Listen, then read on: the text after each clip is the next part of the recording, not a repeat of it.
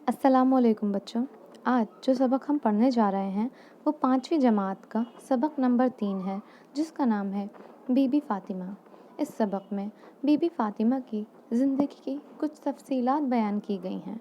तो चलिए सबक की तरफ बढ़ते हैं। ज़ाती ज़िंदगी।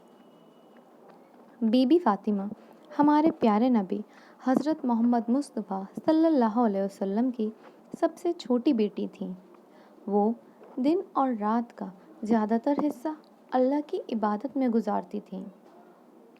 उनकी शादी हज़रत अली से हुई और उनके बच्चों में हज़रत हसन, हुसैन और हज़रत ज़ैनब थीं। बीबी फ़ातिमा को सब्र की हिदायत। एक बार बीबी फ़ातिमा हमारे प्यारे नबी के पास अपने लिए एक खादमा की तलब करने की दरख्वास्त लेकर गईं। उस वक्त हमारे नबी सहाबियों से गुफ्तगू कर रहे थे, तो बीबी फ़ातिमा शर्म के मारे कुछ कह न सकीं और वापस लौट आईं। अगली बार जब हमारे नबी की बीबी फ़ातिमा से मुलाकात हुई तो उन्होंने बीबी फ़ातिमा को समझाया कि बेटी सब्र करो और रात को सोने से पहले 33 बार सुबहान अल्लाह, 33 बार अल्हम्दुलिल्लाह और 34 बार अल्लाहु अकबर पढ़ लिया करो। ये तुम्हारे लिए मुलाजिम की खिदमत से कहीं बेहतर होगा।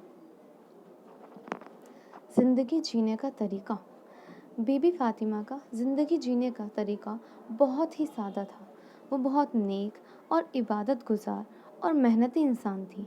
वो घर के तमाम काम जैसे आटा पीसना, बर्तन धोना, कपड़े धोना, खाना बनाना, सफाई करना, सब कुछ अपने हाथों से किया करती थी। उन्होंने अपनी पूरी ज़िंदगी में कभी भी दौलत की ख्वाहिश नहीं की। वो गरीबों की मदद करने के लिए हमेशा तैयार रहती थी। जब भी मौका मिलता था वो गरीबों की और ज़रूरतमंदों की मदद ज़रूर करती थी। वो औरतों को ईमानदारी, खिदमत गुजारी और मोहब्बत भरे बर्ताव की तालीम देती थी।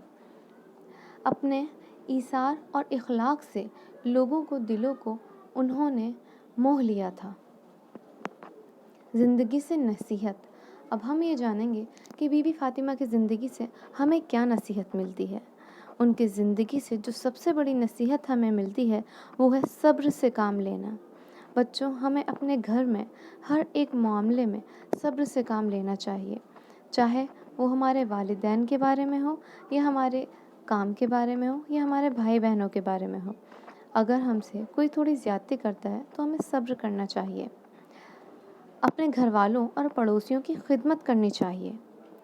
मेहनत से कभी जी नहीं चुराना चाहिए, यानी स्कूल का हमें जितना भी काम मिलता है हमें वो दिल लगा कर करना चाहिए और कभी ये नहीं सोचना चाहिए कि ये काम बहुत ज़्यादा है, मुझसे नहीं हो पाएगा, बल्कि हमें हिम्मत से उस काम को करने का इरादा करना चाहिए।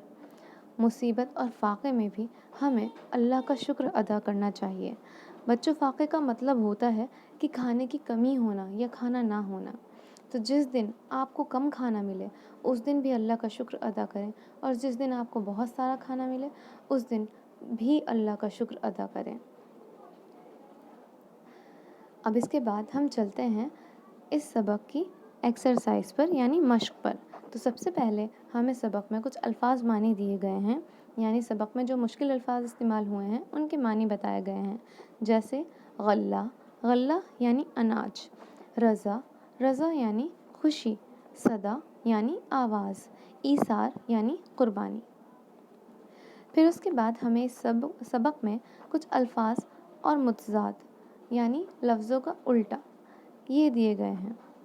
तो हमें इन अल्फाज के मुतज़ाद बताने हैं। अच्छा का उल्टा बुरा, छोटा का उल्टा बड़ा, नेक का उल्टा बद, पास का दूर, बेहतरीन का बदतरीन, अमीर का गरीब, ईमानदारी का बेईमानी। तो बच्चों, इसी के साथ हमारा ये सबक यहाँ मुकम्मल होता है। उम्मीद करती हूँ आपको अच्छे से समझ आया होगा। शुक्रिया।